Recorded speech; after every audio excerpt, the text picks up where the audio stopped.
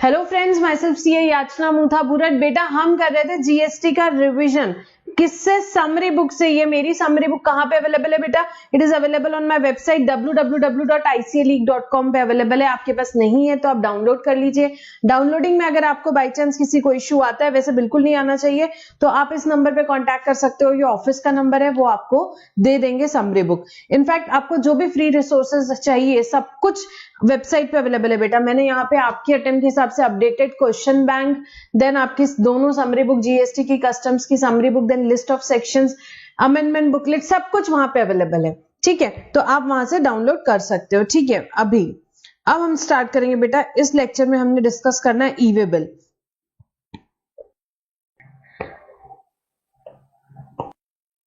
Yes, ई way bill का discussion हम करने वाले हैं। ये हमारा जो चैप्टर नंबर बेटा यहाँ पे 13 था, अकाउंट्स एंड रिकॉर्ड का डिस्कशन हम ऑलरेडी कर चुके हैं। ई वे बिल का पोर्शन बचा हुआ था, ई वे बिल का डिस्कशन हम यहाँ पे करने वाले हैं। ठीक है, जो हमारी रेगुलर बुक थी उसमें हमने ये चैप्टर साथ में ही डिस्कस किया था। यहाँ पे मैंने एक सेपरेट वीडियो यहाँ पे इसका अपलोड कर रही हूँ। ई वे बिल से रिलेटेड डिस्कशन करेंगे। बेटा ई वे बिल क्यों चाहिए होता है? किस चीज के लिए चाहिए होता है? जब आपके गुड्स का मूवमेंट होता है। ई वे बिल का बेटा ट्रिगर पॉइंट क्या है? Movement of goods. When there is movement of goods of consignment value exceeding 50,000, 50,000 से ज्यादा की कंसाइनमेंट वैल्यू का आपका गुड्स मूव हुआ, तो आप क्या बनाओगे बेटा? ई वे बिल बनाओगे। ई वे बिल बनाओगे। सप्लाई होता है तो क्या बनाते हैं बेटा? सप्लाई होता है तो हम टैक्स इनवॉइस बनाते हैं। यहाँ पे सप्लाई जरूरी नहीं है, क्या जरूरी है? मूवमेंट जरूरी है। मूवमेंट हुआ गुड्स का, किस चीज का? कंसाइनमेंट वैल्यू लेंगे। कंसाइनमेंट वैल्यू लेंगे कितने अमाउंट से ज्यादा? 50,000 से ज्यादा, तो ई वे बिल बनेगा। अब वो मूवमेंट किस चीज के कारण हो सकता है? It could be in relation to supply, और it could be for reasons other than supply भी हो सकता है, सेल्स रिटर्न हो सकता है। ठीक है, और due to inward supply from unregistered person, unregistered person से आपने कुछ इनवर्ट सप्लाई लिया हो, कुछ भी हो सकता है। क्या होना चाहिए? मूवमेंट होना चाहिए। मूवमेंट ऑफ गुड्स, गुड्स के मूवमेंट का कंसाइनमेंट वैल्यू एक्सीडिंग 50,000, उस केस में ई वे बिल बनता है। In relation to supply, for reasons other than supply, और for due to inward supply from unregistered person, इन सभी केसेस में बेटा ई वे बिल बनेगा। The registered person who causes movement of goods, जो cause कर रहा है मूवमेंट ऑफ गुड्स, उसको क्या फर्निश करना बेटा? Information relating to said goods as specified in part A of GST EWB 01। यहाँ देखेंगे हम पार्ट ए में क्या दिया हुआ है। कब करना है भाई? Before commencement of movement of goods. यहाँ पे गुड्स का मूवमेंट शुरू होने के पहले ई वे बिल बनाना है। पहले ई वे बिल बनाना है। किसने? जिसने कॉज किया है, जिसने कॉज किया।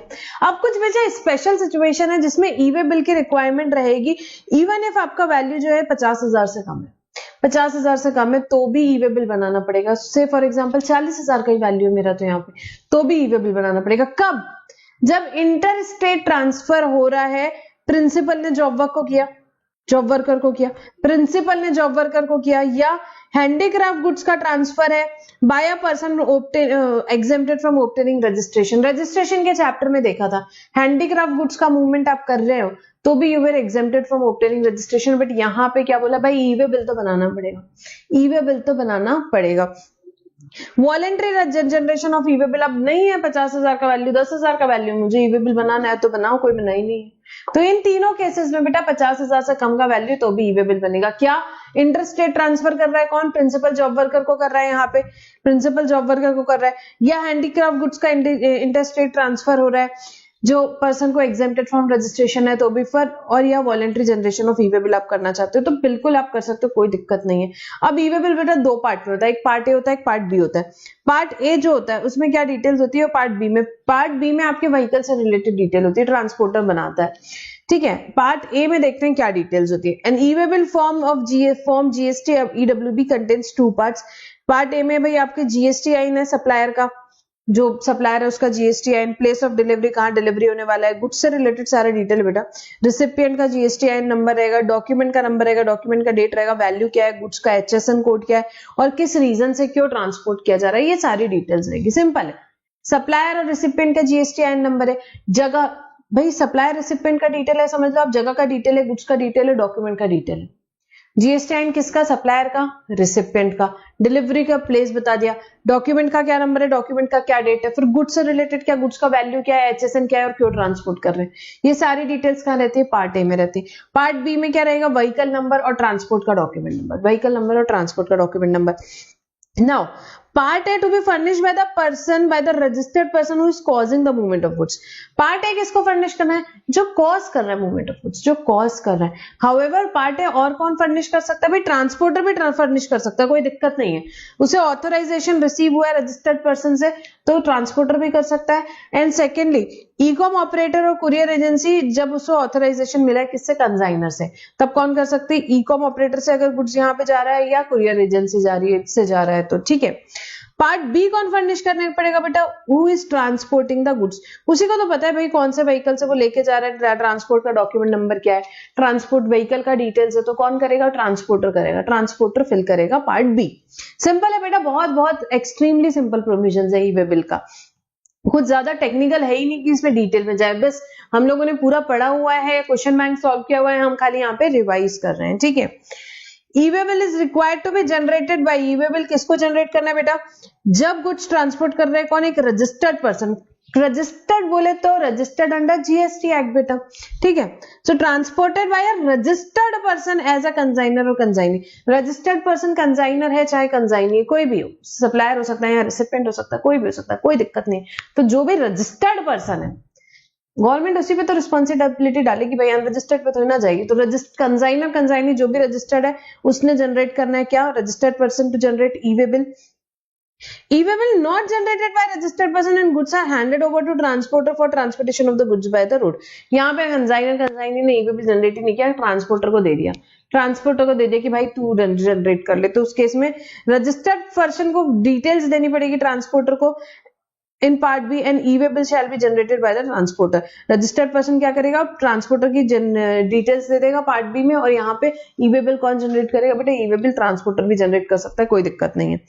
गुड्स बट जब रेलवे से, एयर से या वेसल से जा रहे हैं तो बेटा उस केस में रजिस्टर्ड पर्सन को ही जनरेट करना है. रेलवेज नहीं करेगा, यही सब काम करना है क्या भाई?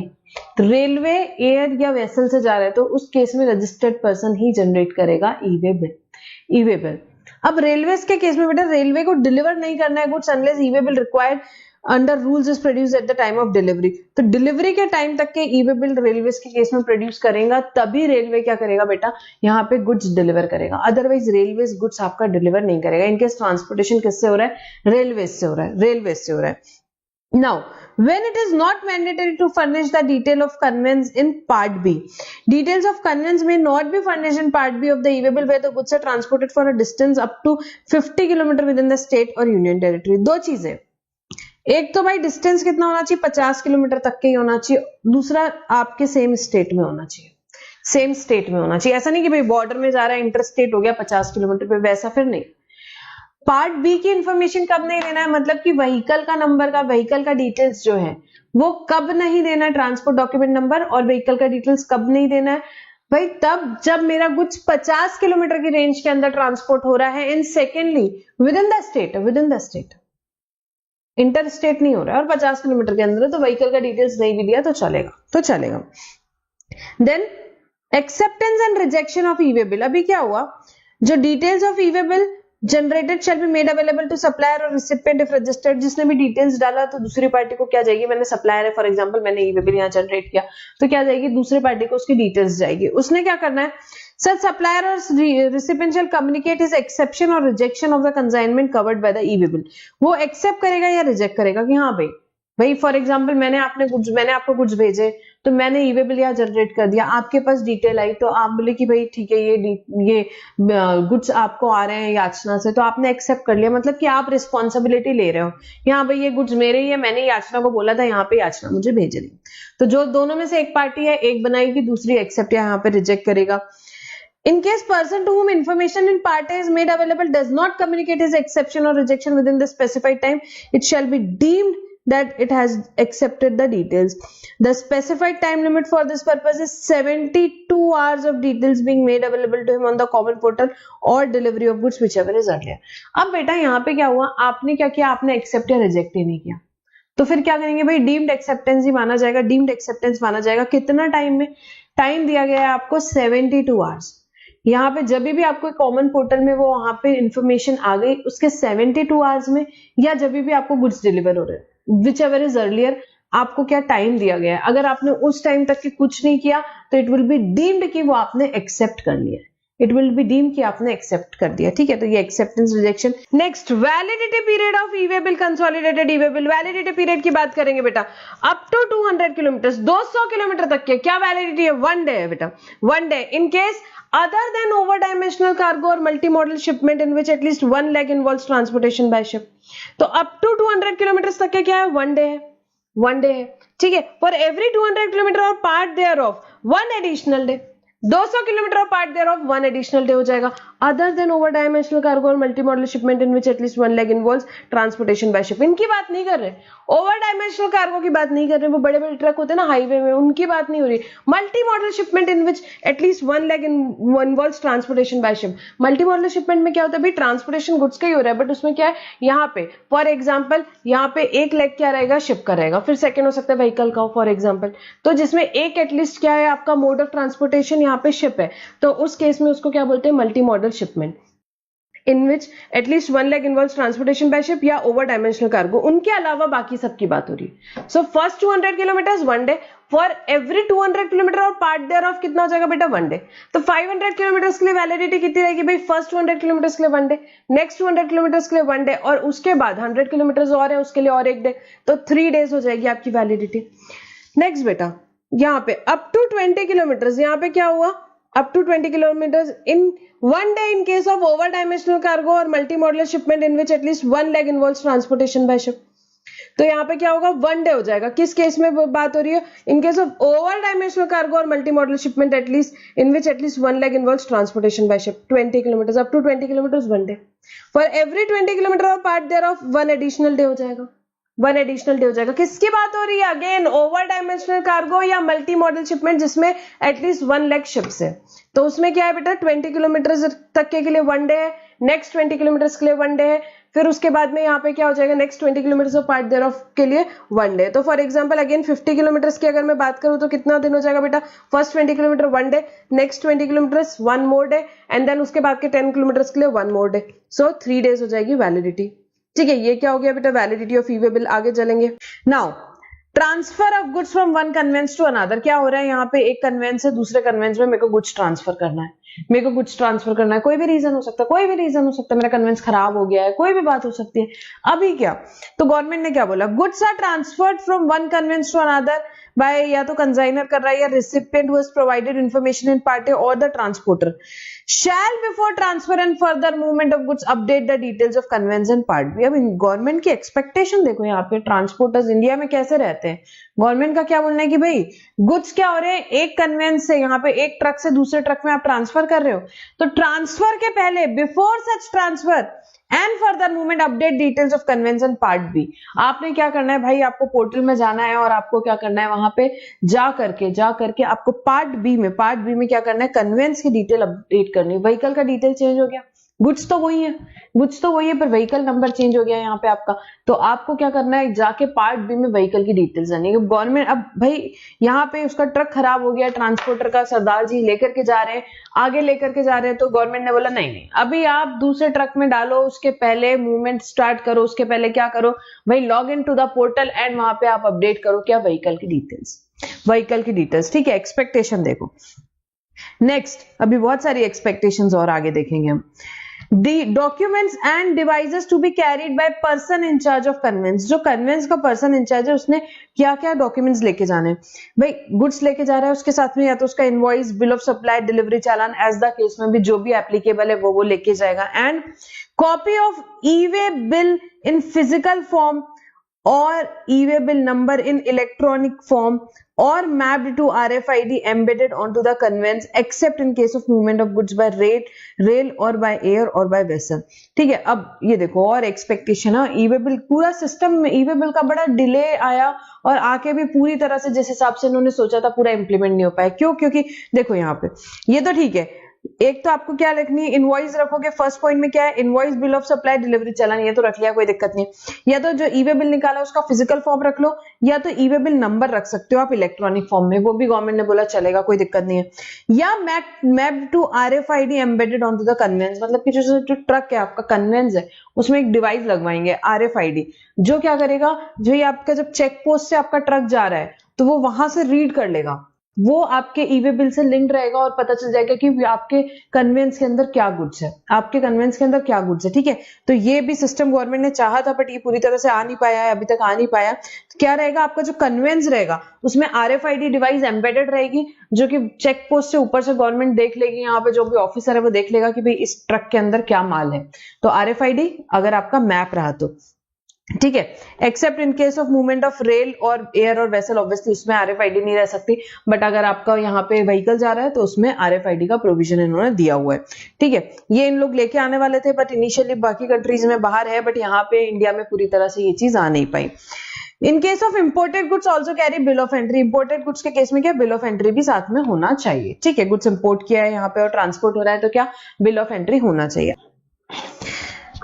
नेक्स्ट बेटा IRN in lieu of tax invoice, tax invoice की जगह आप क्या दिखा सकते हो भाई, IRN नंबर ले जा सकते हो, उस केस में टैक्स इनवॉइस ले जाने की जरूरत नहीं, टैक्स इनवॉइस ले जाने की जरूरत नहीं। कहां से मिलता है IRN बेटा, IRN is a number which are registered taxpayer में generate from e-way bill portal by uploading invoice in GST INV 01, GST INV 01 में मैं इनवॉइस अपलोड करूंगी, ठीक है, e-way bill पोर्टल पे, और वहां से मुझे क्या मिल जाएगा बेटा, IRN नंबर मिल जाएगा, जिसकी वैलिडिटी कितनी रहेगी, 30 डेज रहेगी, और मैं उसको फिजिकल इनवॉइस की जगह यूज कर सकता हूं।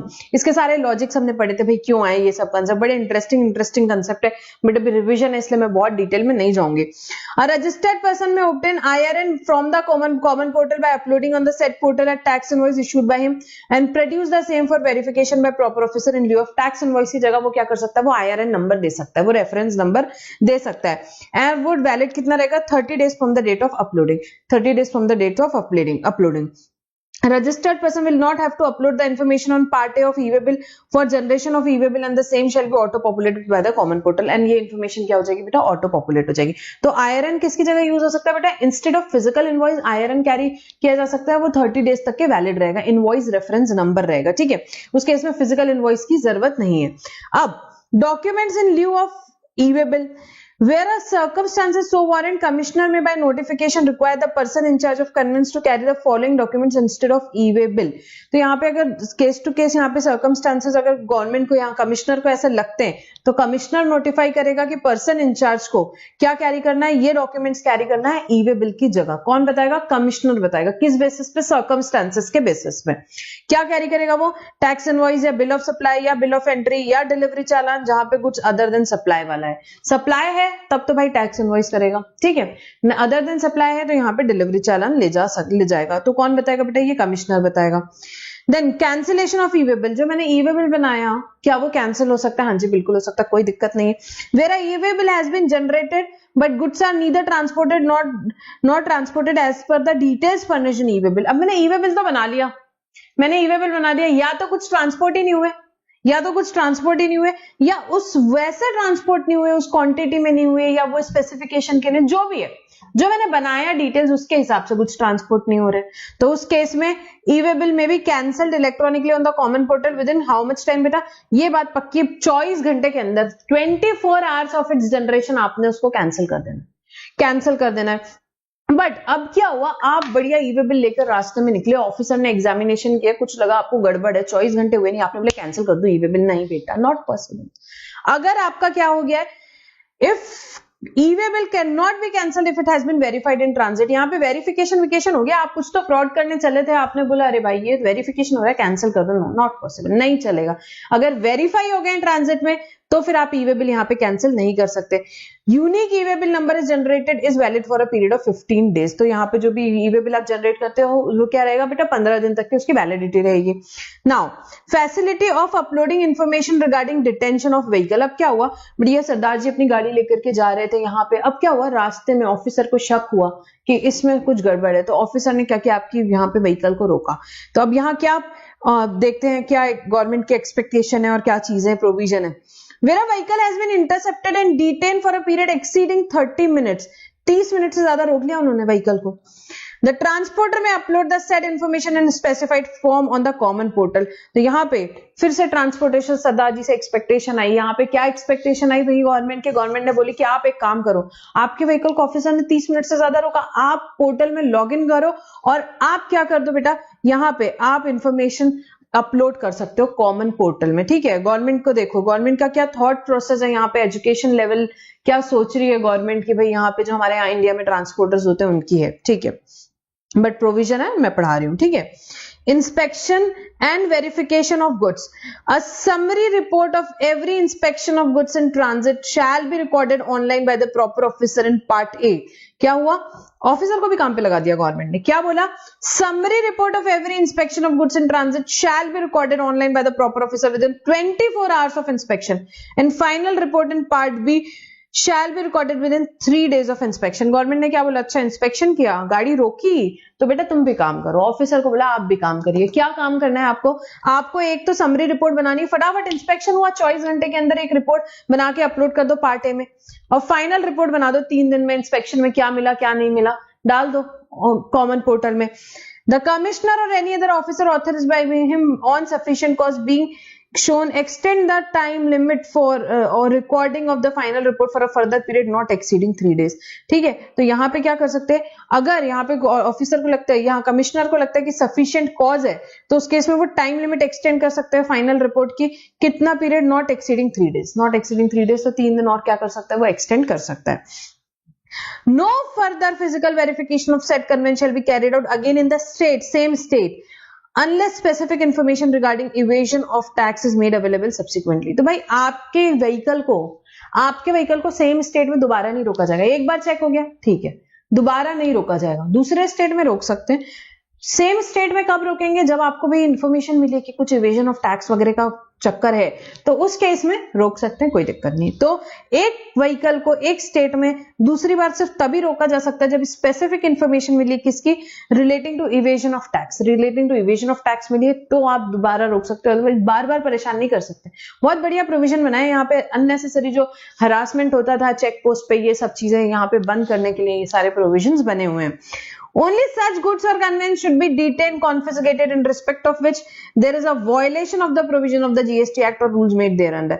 आपके गुड्स और कन्वेंस कौन से यहाँ पे ऑफिसर डिटेन या कॉन्फिस्केट कर सकता है बेटा, जिसके सिर्फ आपने यहाँ पे अगर प्रोविजंस को यहाँ पे आपने वायलेट किया तो ही आपके गुड्स या कन्वेंस डिटेन या कॉन्फिस्केट हो सकते हैं, अदरवाइज नॉट, ठीक है। तो बेटा ये कंसेप्ट था हमारे यहाँ पे inspection verification of the goods, जहाँ पे बहुत ज्यादा लोगों को दिक्कत होती थी, तो यहाँ पे गवर्नमेंट ने बहुत ही बढ़िया प्रोविजंस इसके लिए बनाए हैं। नेक्स्ट बेटा कंसोलिडेटेड ई-वे बिल, ठीक है, ये भी बढ़िया कंसेप्ट लाया गवर्नमेंट ने। क्या हो रहा है देखते हैं, चलो ये ऐसा कुछ हो रहा है, एक आपका कन्वेंस है और इसमें बहुत सारे छोटे छोटे कंसाइनमेंट्स जा रहे हैं, मल्टीपल कंसाइनमेंट्स, इसको क्या बोलेंगे, ये हमारा क्या केस हो गया बेटा, मल्टीपल कंसाइनमेंट जो एक ही कन्वेंस में जाने की बात हो रही है, उस केस में कंसोलिडेटेड ई-वे बिल की बात हो रही है। आपको समझा, ये आपका कन्वेंस एक ही है, ये ट्रक आपका एक ही है, इसमें छोटे छोटे बहुत सारे अलग अलग कंसाइनमेंट्स जा रहे हैं, बहुत सारे अलग अलग कंसाइनमेंट जा रहे हैं, तो उस केस में कंसोलिडेटेड ई-वे बिल की नीड होती है। अब डिटेल प्रोविजन समझेंगे, इसमें भी गवर्नमेंट की एक्सपेक्टेशन देखना। हाँ, Where the consignee has not generated the e-way bill, क्या हुआ, कंसाइनर ने कंसाइनी ने e-way bill जनरेट नहीं किया, उनको जरूरत ही नहीं थी। मेरा जो एक यहाँ पे कंसाइनमेंट था, यहाँ पे मेरा जो एक कंसाइनमेंट था वो फॉर एग्जांपल 15,000 का था, आपका 20,000 का था, अपन सबने सबका 10-10, 20-20, 30-30,000 का है, सबका इंडिविजुअली 10,000, 20,000, 30,000 है, मतलब 50,000 से कम है, बट एग्रीगेट वैल्यू जो है वो 50,000 से ज्यादा जा रही है एक कन्वेंस में, उसकी बात हो रही है। सो वे द कंसाइनी को जरूरत ही नहीं थी, उनका 10-10, 20-20 हजार का था, उन्होंने जनरेट नहीं किया e-way bill. And the aggregate value of consignment, aggregate of the consignment value of the goods carried in the conveyance is more than 50,000। ये क्या हुआ, यहाँ पे जो मेरे एक एक इंडिविजुअल कंसाइनमेंट दिख रहे बेटा, ये तो लेस देन 50,000 है, ये तो लेस देन 50,000 है, बट एग्रीगेट वैल्यू जो सबका आ रहा है बेटा, फॉर एग्जाम्पल यहाँ पे 1 लाख रुपए आ रहा है, 1 लाख रुपए आ रहा है, बाकी सब 10-10, 12,000, 15,000, 20,000, 25,000, ऐसा कुछ जो भी वैल्यू था, बट एग्रीगेट वैल्यू जो कन्वेंस का है वो 50,000 से ज्यादा का है, उसकी बात हो रही है, ठीक है। सो where the consignee has not generated e-way bill in GST EWB 01, जो इंडिविजुअल ई-वे बिल्स होते हैं वो किसमें बनाते हैं, हमने देखा GST EWB 01 में, and the aggregate value of the goods carried in the conveyance is more than 50,000, the transporter except in case of transportation of goods by railway, air and vessel, railway air vessel पे obviously applicable नहीं होगा, otherwise the transporter shall in respect of interstate supply में generate e-way bill in GST EWB 01 and यहां मिस हो गया, and consolidated e-way bill लिख लो, यहाँ consolidated e-way bill in form GST EWB 02 on the common portal prior to the movement of the goods. तो क्या हुआ यहाँ पे बेटा, यहाँ पे इंडिविजुअल कंसाइनमेंट क्योंकि कम वैल्यू के थे तो ई वे बिल जनरेट नहीं किया कंसाइनर कंसाइनी। तो गवर्नमेंट ने बोला ट्रांसपोर्टर जी अभी आपको क्या करना है, यहाँ पे ट्रांसपोर्टर को फिर से गवर्नमेंट ने हाईएस्ट एक्सपेक्टेशन पे रखा और गवर्नमेंट ने बोला यहाँ पे ट्रांसपोर्टर को कि हम आपसे एक्सपेक्ट करते हैं, आपको क्या काम करना है, हमने आपको काम दिया है कि आप जाएंगे पोर्टल पे और इंटरस्टेट वाले केस में आप बनाएंगे ई वे बिल सबके, और आप क्या करेंगे बेटा, इंटरस्टेट नहीं है फॉर एग्जांपल, तो फिर आपको क्या करना है, एक कंसोलिडेटेड ई वे बिल भी बनाना है, बाकी सब केसेस में एक कंसोलिडेटेड ई वे बिल बनाना है। ठीक है, लास्ट पैरा देखेंगे। पहले कब बनाना है, prior to the movement of goods, goods का मूवमेंट शुरू होने के पहले। Where multiple consignment are intended to be transport in one conveyance, multiple consignment in one conveyance, the transporter may indicate the serial number of e way bill generated in respect of each such consignment electronically on the common portal and consolidated e way bill may be generated by him on the set common portal prior to the movement of goods. तो क्या करेगा वो, भाई यहाँ पे 25 consignment है तो सबके जो इंडिविजुअल ई वे बिल नंबर है वो डालेगा और उससे वो क्या निकालेगा, एक कंसोलिडेटेड ई वे बिल निकालेगा। अब भाई एक कन्वेंस जा रहा है उसमें वो 100 कंसाइनमेंट्स लेकर के जा रहे हैं फॉर एग्जांपल, तो वो 100 ई वे बिल थोड़ी ना कैरी करेगा। तो गवर्नमेंट ने बोला ठीक है कोई दिक्कत नहीं, आप सारे ई वे बिल नंबर डालो और एक कंसोलिडेटेड ई वे बिल निकालो, consolidated e way bill GST ईडब्ल्यूबी 02 पे डाल के आप बना लो और अब वो कैरी करो, हमें कोई दिक्कत नहीं है, कोई दिक्कत नहीं है। ऑफिसर मिलेगा रास्ते में तो उसे कंसोलिडेटेड ई वे बिल दिखा देना। ठीक है, where the goods are to be transported through e-com operator or courier agency, the information on part A of form GST EWB 0B may be furnished by e-com operator और courier agency। तो यहाँ पे e-com operator और courier agency भी दे सकती है। तो बेटा यहाँ ट्रांसपोर्टर को क्या क्या करना है मैम, यहाँ ट्रांसपोर्टर यहाँ पे बनाएगा इंडिविजुअल ई वे बिल भी बनाएगा, एक कंसोलिडेटेड ई वे बिल भी बनाएगा और वो कंसोलिडेटेड ई वे बिल को कैरी करेगा अपने साथ। ठीक है, next rule 138E, restriction on furnishing of information in part A of GST EWB 01। किसकी बात हो रही है, restriction on furnishing of information in part A of GST EWB 01। No person shall not be allowed to furnish information in part A of form GST EWB 01 in respect of any outward movement of goods of a registered person. किसकी बात हो रही है भाई, कोई नहीं furnish कर सकता इंफॉर्मेशन किसमें, पार्ट ए ऑफ जीएसटी ईडब्ल्यूबी 01 में, किसके लिए, इन रिस्पेक्ट ऑफ जो क्या कर रहा है, outward movement of goods of a registered person, जिसने क्या किया इन चारों में से किसी में फॉल कर रहा है, पर उसका क्या होना चाहिए, आउटवर्ड मूवमेंट होना चाहिए। किसकी बात हो रही है, first person, a person paying tax under composition scheme, composition scheme में टैक्स पे कर रहा है, यहाँ पे उसने क्या नहीं किया है, he has not furnished statement for payment of self assessed tax for 2 consecutive quarters। Statement बेटा यहाँ पे किस चीज का, payment of for self assessed tax का 2 consecutive quarters तक के का उसने क्या नहीं किया, यहाँ पे स्टेटमेंट फर्निश नहीं किया, स्टेटमेंट फर्निश नहीं किया। कंपोजिशन स्कीम में स्टेटमेंट फर्निश नहीं किया, किस चीज का, यहाँ पे सेल्फ असेस्ड टैक्स का 2 यहाँ पे कंसेक्यूटिव क्वार्टर्स के लिए, 2 consecutive quarters के लिए। A person paying tax under regular scheme has not furnished return for 2 consecutive tax period. एक पर्सन जो टैक्स रेगुलर स्कीम में यहाँ पे क्या कर रहा है, यहाँ पे टैक्स पे कर रहा है, उसने नहीं फर्निश किया रिटर्न 2 consecutive टैक्स पीरियड के लिए, उसने रिटर्न फर्निश नहीं किया 2 consecutive टैक्स पीरियड के लिए।